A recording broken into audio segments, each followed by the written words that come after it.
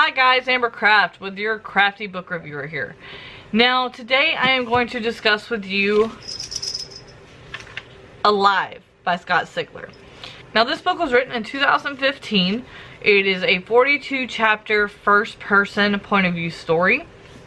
Now it is published by Del Rey imprint of Random House, which is a division of Penguin Random House LLC.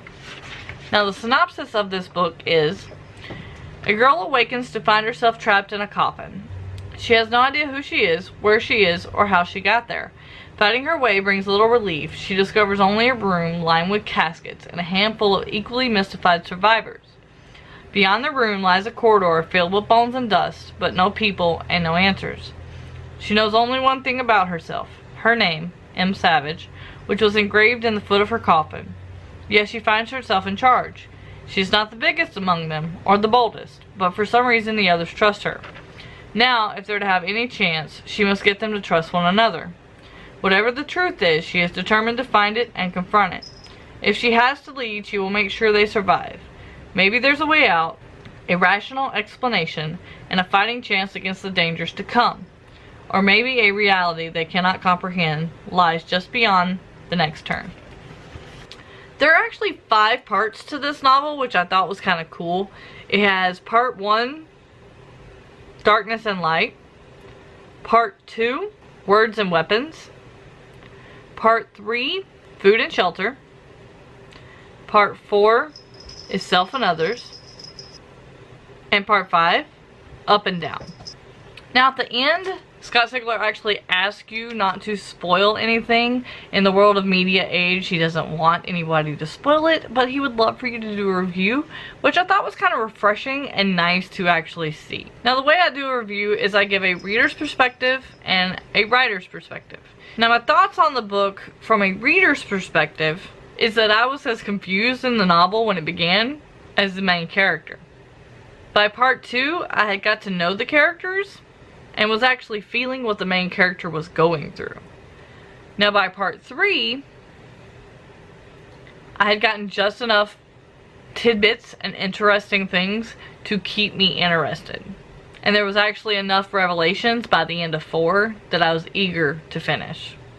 Now part 5, the ending, ended just how it should. Everything was finished off great. It tied up the story, which kind of was surprising, knowing that in the front of the book there's actually something saying it's going to be a trilogy. So while it's a great standalone book, I thought it tied everything up well, but I am curious to see what could happen once the characters get to where they're going. Now as a writer, when I first saw this part 1, I had a hard time warring with the fact that I felt like there was a lot of tell, even though it was necessary. I thought at some points it could have been done a little differently, but it wouldn't have been any better or worse had it been done differently. It was still very well done, even though it was telling. Now for what the book was about, a girl with no memory, I thought that while there was more descriptive telling than I would normally like in a story, it was actually okay because it was necessary to show how her thought process evolved, as well as those around her, as she remembered things and the others. Now for world building, where they were was spot on. You got just enough detail in the beginning that it could have been anywhere, and for where they were, it made a lot of sense in the end looking back. And while you find out later exactly where they're at, there's no point in the novel when you're reading that gives it away, and it actually makes you think it could be one of 3 or 4 different places. So all in all, I give this a duck review instead of a gremlin. It is a great, lovely book to read. I give it 4 out of 5 stars because it was an easy read, it was a light read, and it still somehow was able to be intriguing without being totally gruesome and everything. And even though there was more telling in the beginning, it flowed nicely still. There was things that I had to know to make me get interested and keep me wanting to read more. Without telling you more, as I don't do spoiler videos, I thought it was a great book. I think it's a great read. It was made in 2015, but if you have not read it, make sure you go and check it out. I will have the name of the book down below and a link to where you can buy it also down below. Now, I got this as part of a book subscription box, but I think it is a must read. I absolutely love it. If you have any questions or comments, leave them down below and I will get to them as soon as I can. And make sure you check out all my media links down below, as I'm a reader and a writer.